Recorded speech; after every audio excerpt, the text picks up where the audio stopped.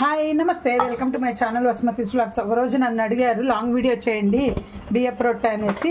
So నేను long video చేయటం చూపిస్తున్నాను. ఇదిగోండి, ఇది చిట్టితో బియ్యం పిండి తీసుకోవాలి. ఒక చిట్టి తీసుకుంటే నలుగురికి వస్తాయండి ఈజీగా. అంటే పెద్దవి జొన్న రొట్టె సైజు అనుకోండి. అంటే మనం అన్నం కొలత ఎలా వేసుకుంటామో అలాగే. నేనైతే చిట్టి తీసుకోలేదు, పావుపడి తీసుకుంటున్నాను. అంటే చిట్టికి డబల్ తీసుకుంటున్నాను. ఇంకా మీరు అడిగారు వీడియో చూపించాలి కదా, అందుకనేసి నేను చేస్తున్నా. ఇది చిట్టి కొలత. మా ఇంట్లో మేము ఇద్దరం తింటాం అన్నం. సో అలా మనిషికి అన్నం ఎంత తీసుకుంటామో బియ్యము అంతే తీసుకోవాలండి. చిట్టి బియ్యం పిండి బదులు నేను పావుపడి తీసుకున్నాను. పావుపడి బియ్యం పిండి తీసుకున్నా కదా. సో ఒకటి బియ్యం పిండి తీసుకుంటే ఒకటి పావు వాటర్ తీసుకోవాలి, కట్టు వరకు ఇలాగా. అది కొలత అన్నమాట. నేనైతే అట్లే తీసుకుంటాను. ఇప్పుడు 2 తీసుకున్నాను. అన్నం కేసినట్టు 1కి 2 వేయకండి. బియ్యం పిండికి 1కి 1 పావు. సో 2కి 2 వేసి 2 కింది కట్టు వరకు. మళ్ళీ ఎక్కువ తీసుకుంటే జోరు అవుతుంది. సో ఎక్కువ తీసుకోకండి, కొంచెమే. ఇది కూడా కొంచెం ఎక్కువైంది, తీసేస్తాను అంతే. 1కి 1 పావు. ఎక్కువ తీసుకుంటే మితువు అయిపోతుంది అన్నమాట. ఇంకా ఎసురు పొయ్యి మీద పెట్టేసి కొంచెం నెయ్యి వేయాలి. నెయ్యి వేస్తే ఏమవుతుందంటే పిండి అంటుకోదన్నమాట, ఆ గిన్నెకి అంటుకోదు ఫస్ట్ ఆఫ్ ఆల్. ఇంకా నీళ్ళల్లోనే పిండికి తగ్గ ఉప్పు వేసుకోవాలి అందాజుగా. ఇది ఏంటంటే మనకు బియ్యం పిండి సిమ్లో పెట్టి మగ్గించాలన్నమాట. అంటే కలపకూడదు, ఫస్ట్ ముందు వాటర్ బాయిల్ అవ్వాలి. యాక్చువల్గా నేను చాలాసార్లు చూపించినాను ఈ వీడియో, బట్ అడిగారు ఇంకా లింక్ చెక్ చేసుకో అని చెప్పడం ఎందుకులే, ఒకసారి చేసి చూపించేద్దాం, వీడియో షూట్ చేయటమే కదా అనేసి చూపిస్తున్నా. ఎవరు అడిగినారో తెలుసు, అడిగి చాలా రోజులు అయింది. అందుకే టైటిల్ కూడా బియ్యపు రొట్టె అడిగారు లాంగ్ వీడియో చేయమని అనే టైటిలే పెడుతున్నాను. ఆ టైటిల్ చూడంగానే వాళ్ళకి అర్థమైపోయి మాకోసమే అనేసి ఓపెన్ చేస్తారనేసి. ఇలా చూడండి, నీళ్ళు బాయిల్ అవుతున్నాయి కదా. ఇలా బాయిల్ అవుతున్నప్పుడు మనము కొలిచి పెట్టుకున్న బియ్యం పిండిని కలపకూడదు, ఇట్లాగే వేసేసేయాలి. దీన్ని ఇలాగే వేసేసి సిమ్లో పెట్టేసి ఇంకా మూత పెట్టాలి. అస్సలు ఎక్కడ కలపకూడదు. ఇలా మూత పెట్టేసి అది కాసేపు ఉడకాలన్నమాట. అంటే మనము నేను ఇప్పుడు వేసినాను కదా, ఒక 3 to 4 minutes అండి. ఇలా సిమ్లో పెట్టి ఇలా పెట్టడం వల్ల ఏమవుతుందంటే పిండి పిసికినప్పుడు చపాతీ రుద్దుతాం కదా, అప్పుడు విరిగిపోకుండా వస్తుంది. ఇది ఏమాత్రం ఇట్లా సిమ్లో పెట్టడమో తక్కువైతే మనకు ఎంత పిసికినా కానీ సైడ్లో లేదా ఇట్లా క్రాక్స్ వస్తాయన్నమాట రుద్దేటప్పుడు, సాఫ్ట్గా రాదు. సో ఈ టిప్పు యాక్చువల్ 1కి 1 యాక్చువల్గా వేయాలి. బట్ మా అత్తగారు నాకు 1కి 1 పావు వేసి ఇట్లా సిమ్లో పెట్టి కాసేపు ఇలాగే మూత పెడితే అప్పుడు బాగుంటుందని నేర్పించినారనమాట. నేను మా పిన్నమ్మ దగ్గర నేర్చుకున్నప్పుడు అయితే 1కి 1 వేసేది. వాళ్ళైతే ఇలా వెంటనే కలిపేసి ఆఫ్ చేసేవాళ్ళు. సో ఈ ప్రాసెస్ బియ్యపు రొట్టె టిప్ మెయిన్ ఏంటంటే ఇలాగే పెట్టి చూడండి, ఇట్లా సిమ్లో పెట్టాలి. ఇట్లాగ వచ్చినా కానీ కాసేపు వదిలేయండి, 5 minutes.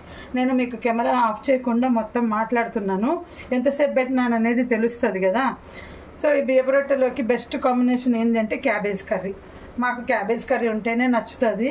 ఇదిగోండి, క్యాబేజ్ కర్రీకి అయితే ప్రిపేర్ చేసుకున్నాను. పచ్చి కొబ్బరి, పచ్చిమిర్చి వేసి, ఉల్లిపాయలు వేసి, టమాటా వేయను.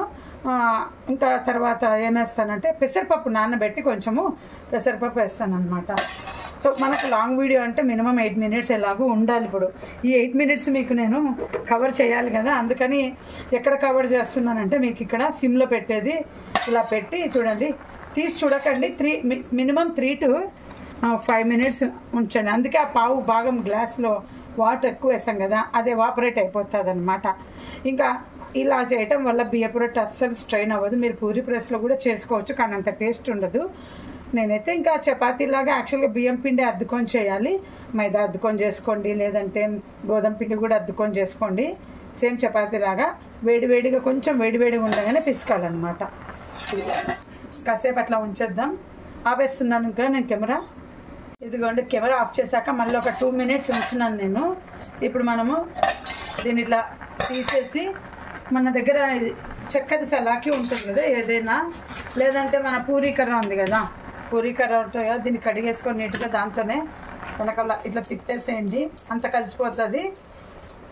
ఇది ఇంకా మనకు చల్లారాలి అంతే. ఆఫ్ చేసేయండి, ఇప్పుడు ఆఫ్ చేసేయండి. ఇదంతా ఇట్లా కలిపేస్తే అంత కలిసిపోయిందో ఇంకా ఇది ఫ్రిడ్జ్లో కూడా పెట్టుకొని నెక్స్ట్ డే చేసుకోవచ్చు, కానీ టపర్వేర్ ఉండాలి, మైక్రోవేవ్ ఉండాలి, అప్పుడైతేనే ఫ్రెష్గా ఉంటుంది. యాక్చువల్గా ఈరోజే చేయాలి. మిగిలితే మైక్రోవేవ్ ఎందుకు చెప్పినా అంటే ఆ కూలింగ్ తీసేయాలి కదా, అందుకని 10 seconds కూలింగ్ తీసేయడానికి మైక్రోవేవ్లో పెడితే టపర్వేర్లో పెడితే ఫ్రెష్గా ఉంటుంది. నేను మళ్ళీ వేరే ఏ కంటైనర్లో చెప్పాను. ఒకవేళ మీకు బై మిస్టేక్ ఎక్కువ మిగిలింది అనుకోండి, టపర్వేర్ లేకపోతే ఏం చేస్తారంటే ఫాయిల్ పేపర్ ఉంది కదా, ఫాయిల్ పేపర్లో చుట్టి పెట్టేసేయండి, ఫ్రెష్గా అలాగే ఉంటుంది. ఇంకా చేయంగా ఇదిగోండి ఇలా అయిపోతుంది అంతే. ఇంకా మూత పెట్టేసి కాసేపు తర్వాత పిసుకాలన్నమాట. నేను యాక్చువల్గా ఇంకా ఎక్కువ చేస్తాను క్వాంటిటీ. ఇప్పుడు సమ్మర్ కదా, ఈ సమ్మర్లో బియ్యపు రొట్టె చేయాలంటేనే ఇంకా చిరాకు, ఎందుకంటే పొగ ఎక్కువ వస్తుంది కాల్చేటప్పుడు. అందుకనేసి నేను కొంచెమే చూపిస్తున్నాను. మరి నాకు తక్కువైతే ఏం చేస్తానంటే నేను ఇంకా చపాతీ పిండి ఉంది, వీళ్ళ ముగ్గురికి, మా ఇంట్లో వాళ్ళ ముగ్గురికి వస్తే చాలు. చపాతీ పిండి కూడా తడిపేస్తే తక్కువైతే ఇంకా అది రుద్దుకొని చేస్తే చపాతీ క్యాబేజ్ కాంబినేషన్ సూపర్గా ఉంటుంది. అది ఇంకా ఇది సగం చల్లారిపోయింది కదా మొత్తము.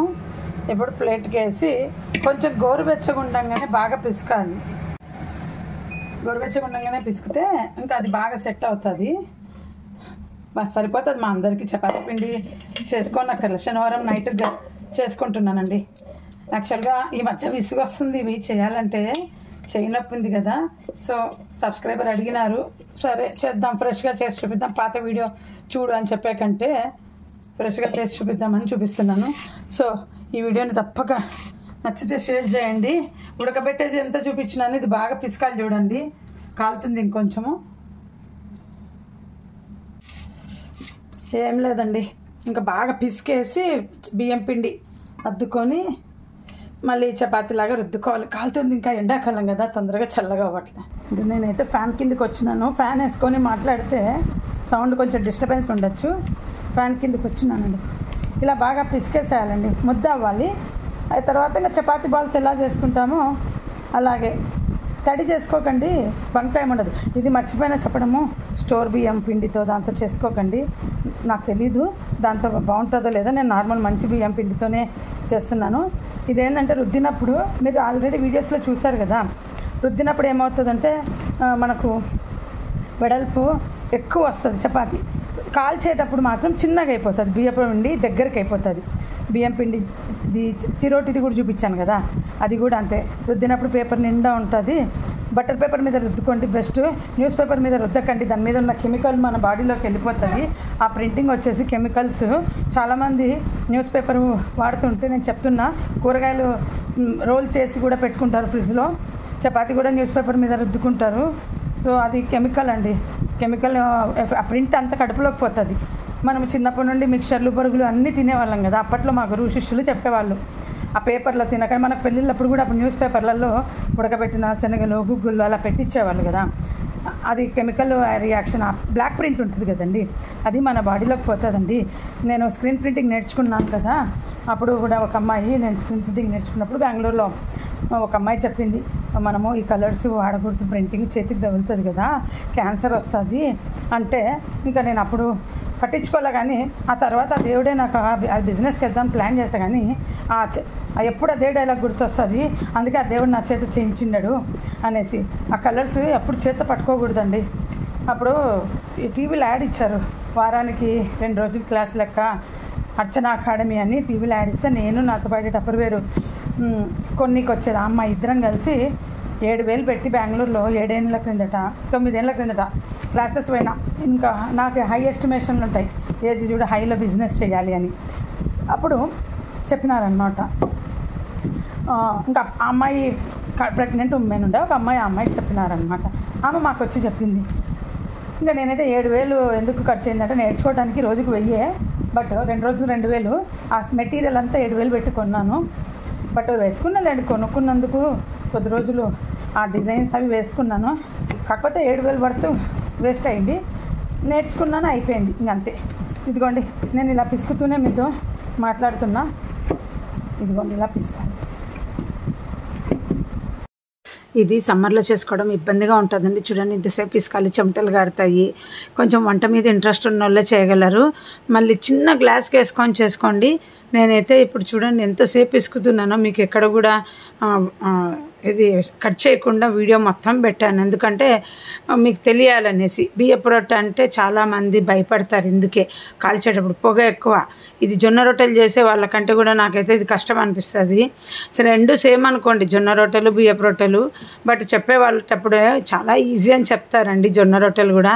అది కూడా అంతే, ఎంత బాగా పిసికితే అంత బాగా వస్తాయి. అందుకే నేను జొన్న రొట్టె ఎక్కువ చెయ్యను, అదైతే ప్రెస్లో చేస్తాను. బియ్యపు రొట్టె అయితే ఇంక ఇలాగే నాకు ఇష్టం చిన్నప్పటి నుండి కూడా. అందుకని మా పిల్లలకు కంపల్సరీ మా ఆయనకు చేసి పెడతాను, మా ఆయనకు కూడా ఇష్టము. క్యాబేజ్ కాంబినేషనే బాగుంటుంది. ముందు ఇట్లా అన్ని బాల్స్ చేసి పెట్టుకుంటా. నాకు 11 అయినాయండి. అరపడి బియ్యం పిండి వేసింటే పెద్ద సైజు 11 అయినాయి. కొంచెం చిన్నగా చేస్తే 12 అవుతుంది, ఎందుకంటే పెద్ద పెద్దగా చేసేసానండి. ఇంకా నాకు చేత కావట్లే వీడియో అడిగినారు చేస్తున్నా అంటే మా పాప వచ్చి నేను కాలుస్తానని అన్నీ ఆమె కాల్చడం వల్ల నాకు కొంచెం ఈజీ అయింది. కంపల్సరీ బేకింగ్ పేపర్లో చేసుకోండి. పీట మీద చేసుకుంటే మాత్రం ఎందుకు పెట్టుకున్నామా అన్నట్టు ఉంటుంది, అది గుర్తుపెట్టుకోండి. బేకింగ్ పేపర్ నాకు చాలా యూస్ఫుల్, చపాతీలు చేయడానికి అని దేనికైనా. వంటలు ఏదైనా అండి క్లియర్గా చెప్పినామంటే భయం వేస్తుంది. యూట్యూబ్లో 3 మినిట్స్ 2 మినిట్స్లో చూసి వంటలు చేయకండి. ఇది కూడా ఎక్స్పర్ట్స్ అయితేనే మీరు ఈ రెసిపీ చేసుకోండి. లేదా పెద్దవాళ్ళు ఎవరన్నా ఉన్నప్పుడు చేసుకోండి వాళ్ళతో పాటు. యంగ్స్టర్ అయితే మాత్రం మీరు సింగిల్గా ఉన్నప్పుడు చేయకండి. నాకు ఇప్పటికి కూడా విసుగు. సమ్మర్ అయినా కానీ కష్టపడి చేశాను, మీరు అడిగారనేసి.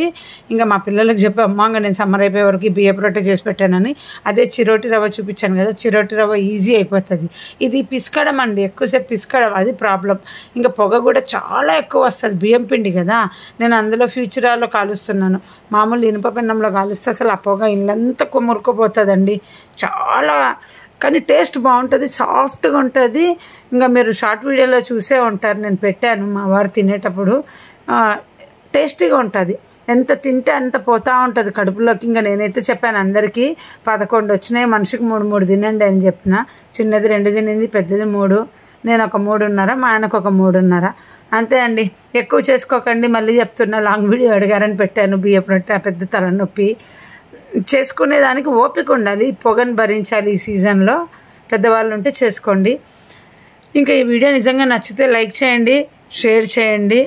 ఇంకా లాంగ్ వీడియో అడిగారు చాలా రోజుల తర్వాత. అసలు నన్ను ఎవరు లాంగ్ వీడియో చేయమని అడగలేదు, షార్ట్ వీడియో చూసి ఫస్ట్ టైము. సో అందుకని చేసి చూపించాను. ప్లేలిస్ట్లో నా వంటలన్నీ ఉన్నాయి చూడండి.